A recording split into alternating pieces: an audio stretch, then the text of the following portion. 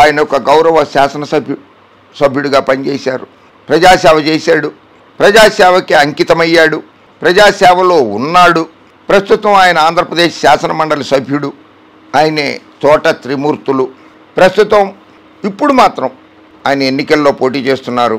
తోట త్రిమూర్తులు ఎన్నికల్లో పోటీ చేస్తున్న సమయంలోనే తోట త్రిమూర్తులపై ఉన్నటువంటి ఒక కేసులో విశాఖపట్నం ప్రత్యేక న్యాయస్థానం తీర్పు వెల్లడించింది.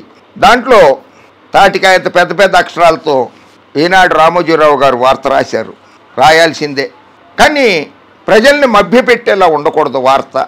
ప్రజలకి అసత్యాలు చెప్పకూడదు వార్తల రూపంలో. శిరోముండనం కేసులో తోట త్రిమూర్తులకు శిక్ష. వైకాపా ఎమ్మెల్సీ సహా 9 మందికి 18 నెలల జైలు. 1996 నాటి కేసులో విశాఖ కోర్టు తీర్పు. నేరం చేసినట్లు నిరూపణ అయ్యిందని వెల్లడి. నిందితులందరికీ 3,78,000 రూపాయల జరిమానా విధింపు. ఇద్దరు బాధితులకు 1,50,000 రూపాయల చొప్పున చెల్లించాలని ఆదేశం. అప్పీలుకు వీలుగా శిక్ష అమలు నిలిపివేత.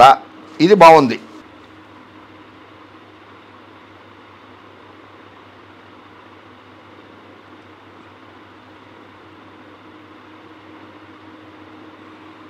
ఇందులో వైకాపా ఎమ్మెల్సీ సహా 9 మందికి 18 నెలల జైలు అని రాశారు. అయ్యా రామోజీ గారు, తెలివితేటలు మీ సొంతము, మీ ఒక్కరి సొంతం కాదు. చరిత్రను మరుగుపరచాలని చూడడం మీ నైజం. మీ విశ్వసనీయత దెబ్బతిన్నది కారణమే అది. చరిత్రను మరుగుపరుస్తారు. మీరు చెప్పిందే వేదం అని చెప్పి పాఠకులు ప్రజలు అందరూ నమ్మేయాలి. తోట త్రిమూర్తులనే యువకుడు 1982లో ఒక యువకుడుగా ఉన్నప్పుడే రాజకీయాల్లో అడుగుపెట్టాడు. ఎన్టీ రామారావు గారు తెలుగుదేశం పార్టీ స్థాపించగానే తెలుగుదేశం పార్టీలో 1982లో తెలుగుదేశం పార్టీలో చేరాడు అతను.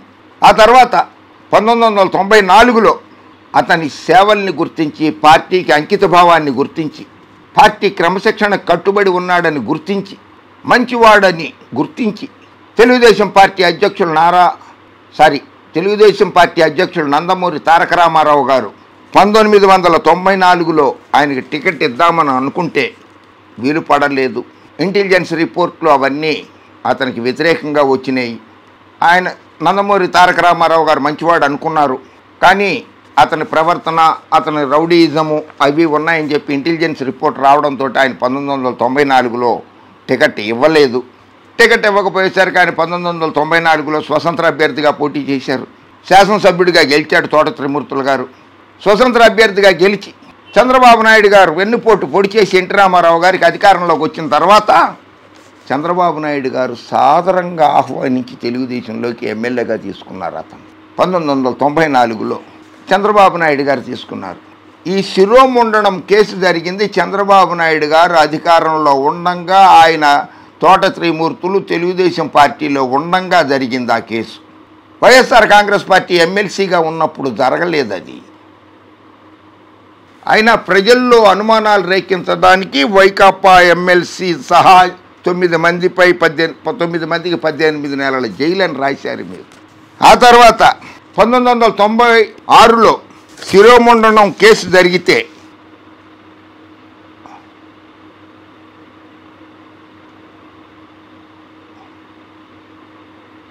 96లో జరిగితే అప్పుడు ముఖ్యమంత్రి నారా చంద్రబాబు నాయుడు గారు దళితులకి ఈ రకంగా శిరోముండనం చేయించింది.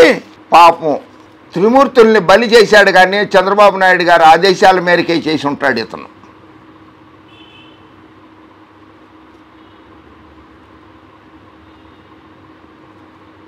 అది సంచలనం సృష్టించింది ఆ కేసు. శిరోముండనం బాధితులు ఆ కేసు సంచలనం చేసినా కూడా మరి చంద్రబాబు నాయుడు గారు 1999లో తెలుగుదేశం పార్టీ టికెట్ ఎలా ఇచ్చారు రామోజీ గారు? మీ ప్రోద్బలంతో ఇచ్చారా? మీరే ఇమ్మని చెప్పారా అతనికి? చెప్పండి.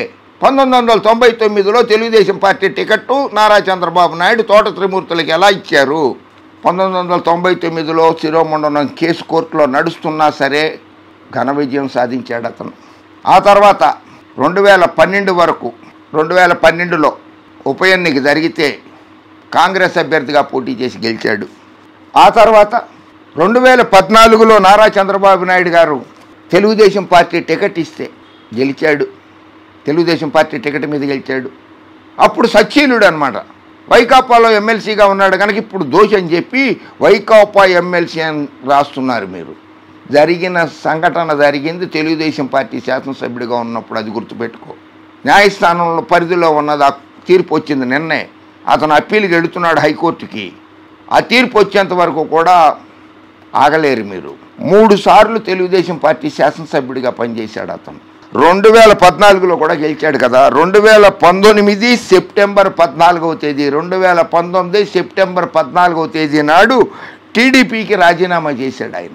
విన్నారా? 2019 సెప్టెంబర్ 14 నాడు టీడీపీకి రాజీనామా చేసి 2019 సెప్టెంబర్ 15 నాడు వైఎస్ఆర్ కాంగ్రెస్ పార్టీలో చేరాడు. 2019లో చేరాడు అతను వైఎస్ఆర్ కాంగ్రెస్ పార్టీలో. అసలు ఈ ఇన్సిడెంట్ జరిగినప్పుడు, ఈ సంఘటన జరిగినప్పుడు 1996లో వైఎస్ఆర్ కాంగ్రెస్ పార్టీయే లేదు, జగన్మోహన్ రెడ్డి పార్టీయే లేదు. అయినా సరే మీరు రాసింది వైకాపా ఎమ్మెల్సీ అని. టెక్నికల్గా అతను ఈ రోజు నాడు వైకాపా ఎమ్మెల్సీయే. మాజీ తెలుగుదేశం శాసనసభ్యుడు, ప్రస్తుత వైకాపా ఎమ్మెల్సీ అని రాస్తే కూడా బాగుండేదేమో కదా రామోజీ గారు. 14 జూన్ 2021న గవర్నర్ కోటాలో ఎమ్మెల్సీ అయ్యాడు ఆయన. 21 జూన్ 2021న ఆయన గవర్నర్ ఎమ్మెల్సీగా ప్రమాణ స్వీకారం చేశాడు. మరి అటువంటిది తెలుగుదేశంలో అతను అన్నిసార్లు శాసనసభ్యుడిగా గెలిస్తే వైకాపా ఎమ్మెల్సీ అనే రాయడం ఏంటి? అర్థం ఏంటి? మీరు తెలుగుదేశం పార్టీలో ఉన్నప్పుడే కదా ఆ సంఘటన జరిగింది. ఈ కేసు 28 ఏళ్ళు జరిగింది. 256 వాయిదాలు పడ్డది. 1996 డిసెంబర్ 29 రాత్రి జరిగిన ఈ ఘటనలో 28 ఏళ్ల పాటు విచారణ జరిగింది.